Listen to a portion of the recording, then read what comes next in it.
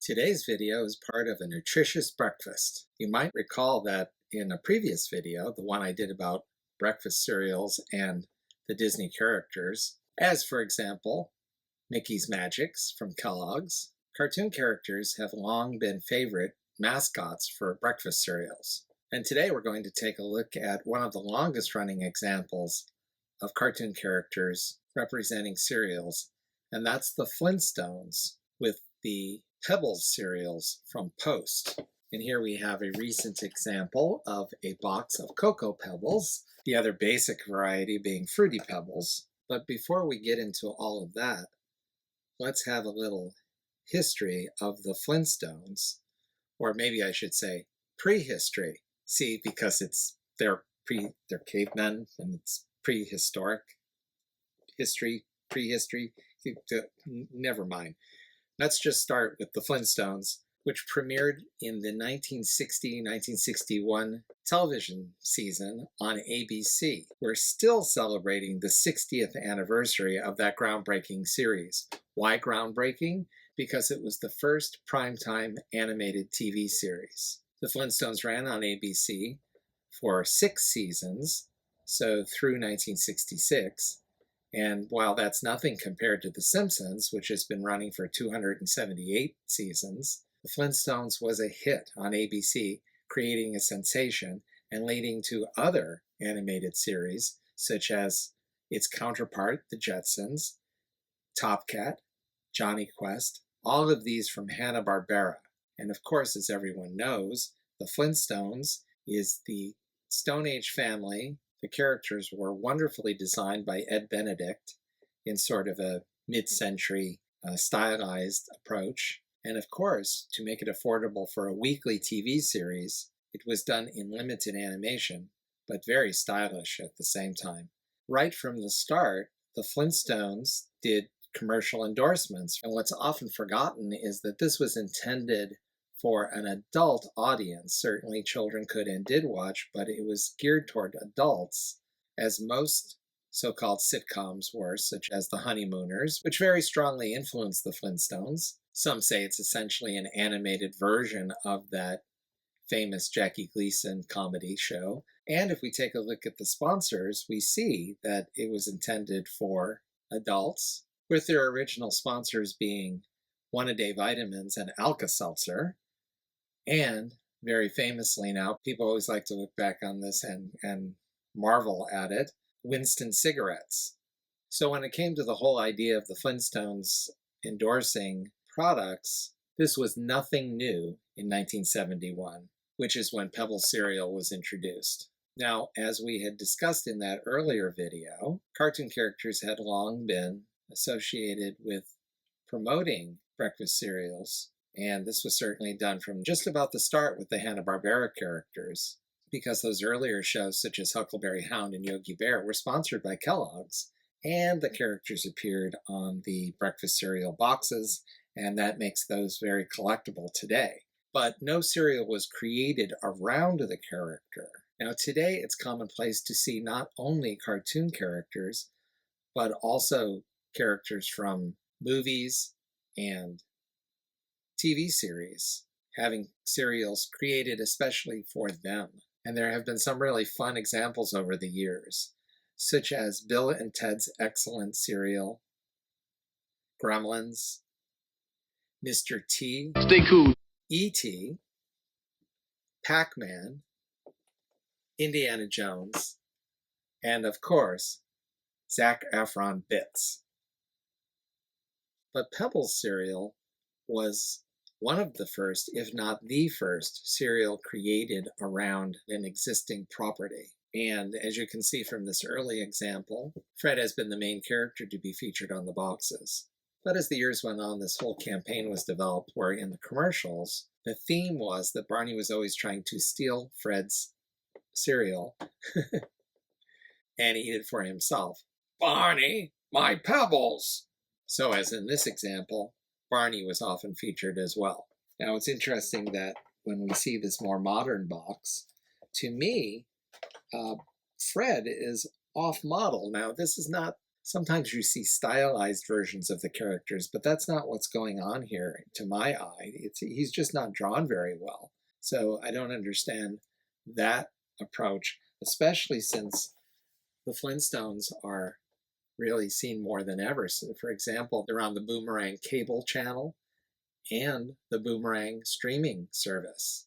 But what's really fun is that more recently, other characters besides Fred and Barney have been featured on the boxes of Fruity Pebbles and Cocoa Pebbles. And for some time, it was decided to make Bamm-Bamm the main character on the boxes. Now, I think this is great that we have this variety, and Bamm-Bamm's such a great character. Maybe it was decided that since he's a kid and the cereal's for kids, maybe it would be better to have him on the boxes. But at any rate, it's really fun.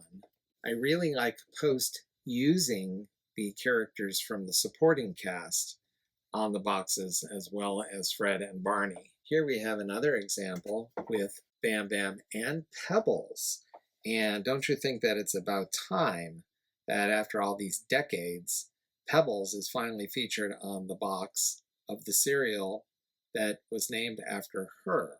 And again, the art is just really great. Now, of course, when Pebbles was introduced into the Flintstones TV series, it was a big deal because here was a baby being born.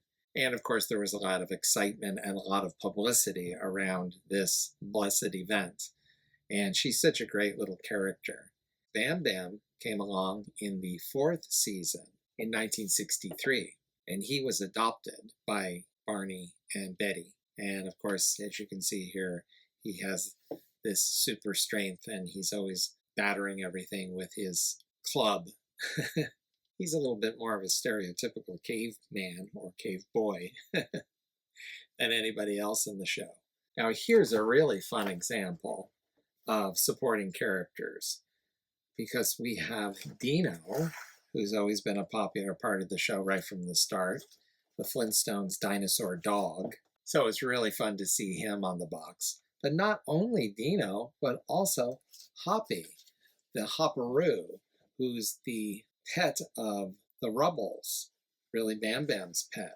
And when Hoppy was introduced in season 5, he was very popular on merchandise, but not so much since then. So it's always fun to see him included. Now, if only they could have included Baby Puss. Baby Puss, the overlooked star of the Flintstones. Luckily for him, he's in the end credits sequence. He is, of course, the saber-toothed tiger house cat of the Flintstones, and he's the one that kind of locks Fred out of the house. So we see him on every episode, but he's not often featured on merchandise. So as much as we love to see Dino and Hoppy, wouldn't it be wonderful to see Baby Puss as well? Well, lucky for us, he's on the back. There's kind of this comic activity on the back of the box. And although it's very small, here's Baby Puss way over here. So it's good to know he wasn't left out either. Cocoa Pebbles is so popular that, again, in recent times, a trend has been to introduce more varieties into the Pebbles family. As we know, Cocoa Pebbles and Fruity Pebbles were the original 2, but since then there's been all kinds of variations.